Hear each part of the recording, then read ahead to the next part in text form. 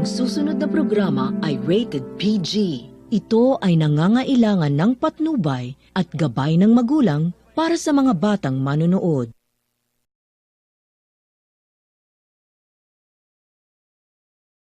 Philippines in the news.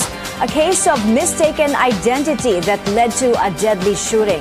Police have now filed charges against 4 suspects involved in the initial incident in Mandaluyong. It's a day before New Year's Eve and people are rushing to get home to their provinces. We bring you the latest situation at one of the biggest bus terminals in Metro Manila. And find out which firecrackers and fireworks you may use and where when we ring in the new year. Good evening, I'm Mai Rodriguez. Thanks for joining us. Our top story would take you back to the series of unfortunate events in Mandaluyong which claimed 2 lives. 1, an altercation between 2 groups of men, and 2, a case of mistaken identity. Camille Abadisio has this story. This is where it all started, the confrontation between gas delivery boys outside the wire fence and the construction workers sleeping in this barracks. The confrontation led to a shooting incident where a woman who was just visiting her partner got hit in the head. This is the exact spot where Jonalyn fell. This barangay CCTV footage shows around 10 o'clock Thursday night, these men, supposedly with the gas delivery boys, are running toward the Freedom Park in Mandaluyong, at least one with a gun giving warning shots. A few minutes later, they come back running. Shortly after, the barangay mobile is seen rushing to the scene. At the Freedom Park, another CCTV shows Ambaon is unconscious. These construction workers put her inside a white van to rush her to the hospital. But the barangay mobile follows them, chases them on the highway. These were the events that led to the fatal shooting on Shaw Boulevard after barangay officers gave wrong information to the police that the white van was carrying the suspect of the initial shooting. But the barangay captain says his tanods also got the wrong information. He also denies issuing guns to his men. May umapproach sa kanila na isang tao na siguro na yun ang nagbigay ng wrong information doon sa bantay bayan namin. Wala ka talaga kaming ini-issue na barel sa mga bantay bayan namin. Ang ini-issue lang namin, yung posas tsaka probaton, wala nang iba. Ernesto Fajardo, who initially admitted his colleagues were armed, now denies he saw them carrying guns. Sir, totoo po bang may baril yung mga kasama? Wala po. One of the men who helped the victim recounts the incident. Maya-maya na may sumisigaw na. Tinamaan na yung babae, pero may nagpapaputok pa din. Ang dami nilang baril, mga 3 yata. 2 died in the incident, including Jonalyn. Her partner, who was also badly injured, is still at the hospital. Had the authorities not made the mistake, he says Jonalyn could have made it. The Metro Manila Police has already relieved all the officers involved in the incident, while the Mandaluyong Police has arrested and filed charges against 4 suspects and 2 barangay tanods. Camille Abadisio, CNN Philippines. Our chief correspondent Pia Ontiveros spoke to Metro Manila Police Chief Oscar Albayalde, who narrates events that led to the deadly shooting. The girl is the girlfriend of Aluwad or Bobot. Usually pumupunta daw siya doon. There was an altercation between the group of Alpin, Abdul Rahman Alpin, and the group of Bobot. Allegedly, what are they, sir? They're construction workers? They're all construction workers. Okay. Dun sa group ni Bobot. Yung group ni Alpin are delivering gas tanks, LPG. So, nag-park sila. They parked dun sa tabi ng construction site. At sinita sila ng grupo ni Bobot. At medyo hindi nila nagustuhan yon. So, after nung altercation nila, ay umalis na, inawat nga ni Jonalyn, yung kanyang boyfriend na si Bobot, and then umalis na sila. But a few seconds later, they heard a shot at tinamaan sa ulo, sa head si Jonalyn.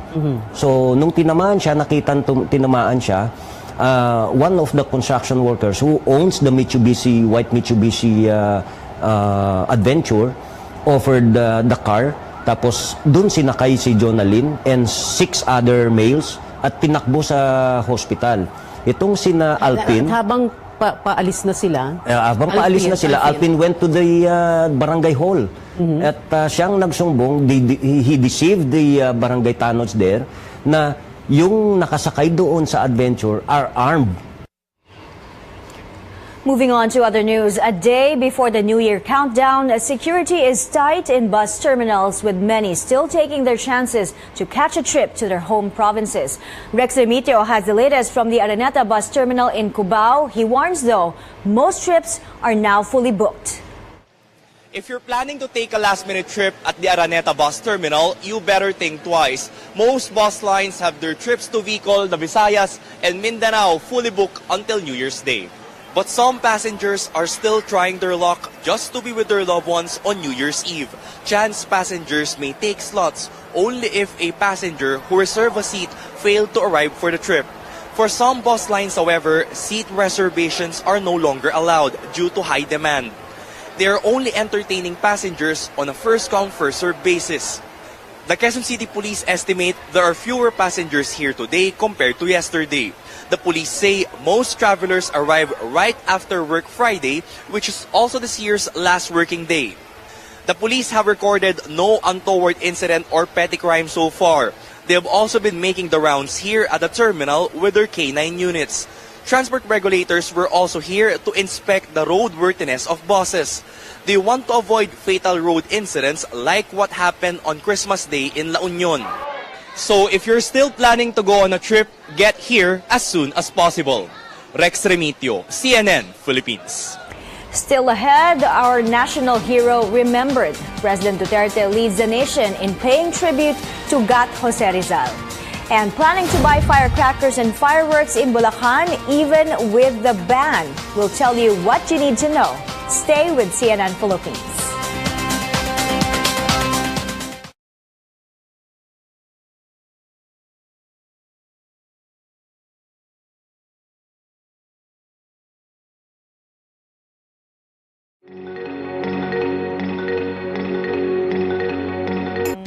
Dalire at saka ingatan niyo yung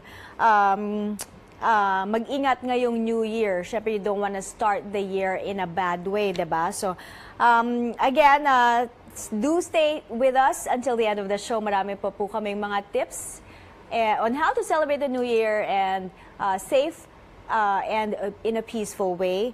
Marami na po bumabati sa atin. Thank you po for all your greetings. Happy New Year to all of you. Si Anjo Alimario is watching. Have a safe trip back to Lucena. Thank you for your reporting today. Si Rowella Berha Dayawan says, Happy New Year. Marlon Labor is watching. Ayla Sakal says, hello Philippines. Watching from Jordan. Si Alicia Andrada Chen is also sending her greetings. Si Von Cuevas and Larry Sagaydoro. Happy New Year, guys.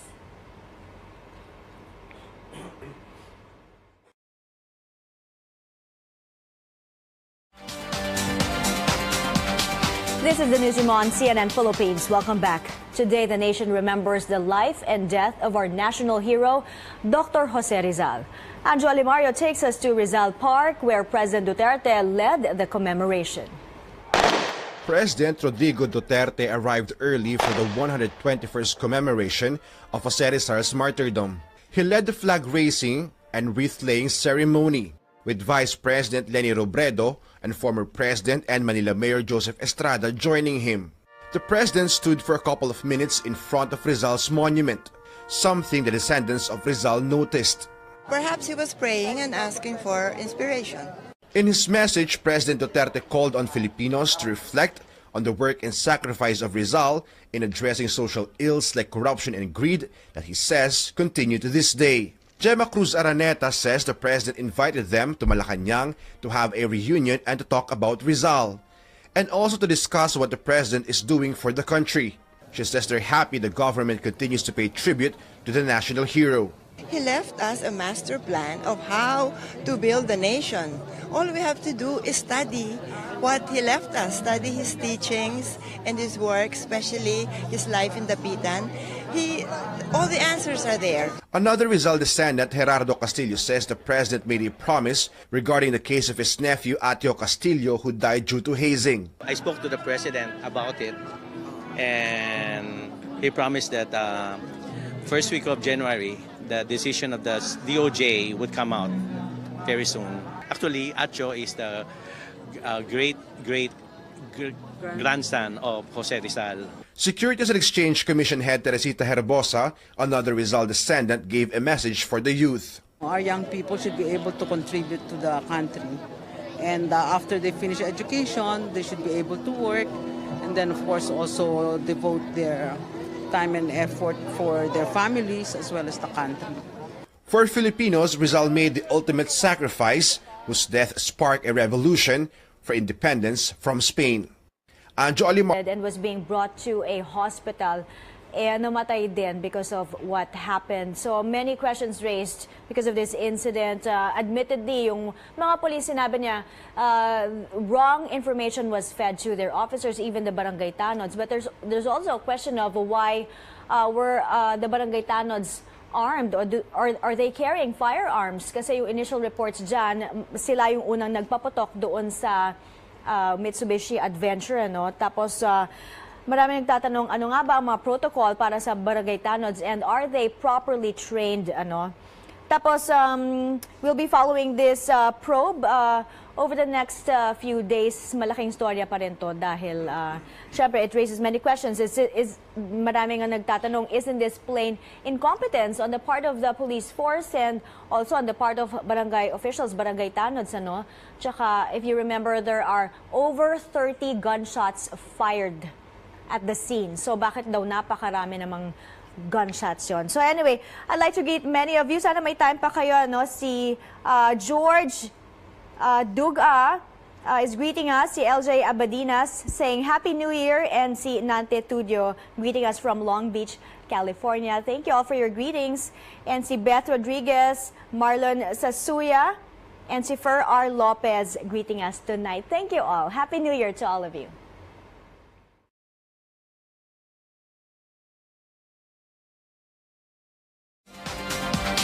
The newsroom's back with more stories. With just a day left before New Year's Eve, people are off to Bulacan to buy fireworks and firecrackers. But vendors say the new executive order regulating the use of firecrackers has crippled sales this year. Our Zian Arcangel reports. Fireworks sales have picked up a day before New Year's Eve, but there are fewer buyers this year compared to previous years. Owners of fireworks shops say their sales have been affected by Executive Order number 28, which regulates the use of firecrackers. They say customers now only buy sparklers such as luces or fountains since these may be lit outside homes, and firecrackers such as Judas Belt, which may only be used at designated areas for a community fireworks display. Still, the owners support the new regulation as it will prevent incidents that usually harm children. Payag na kami sa ganito na pyrotechnic, lahat. Kikita rin kami kaysa wala. Nagtsatsaga pa kami na magbenta pero talagang kukonti na po ang paninda namin. To ensure safety, police officials led by PNP Deputy Chief for Operations Deputy Director General Fernando Mendez Jr. inspected stalls of vendors today. They checked permits and if vendors are observing safety precautions such as having fire extinguishers, stored water, and no smoking signs. The police also check if they are selling only the allowed fireworks. Nakita naman namin na wala silang binebenta ng mga illegal na paputok.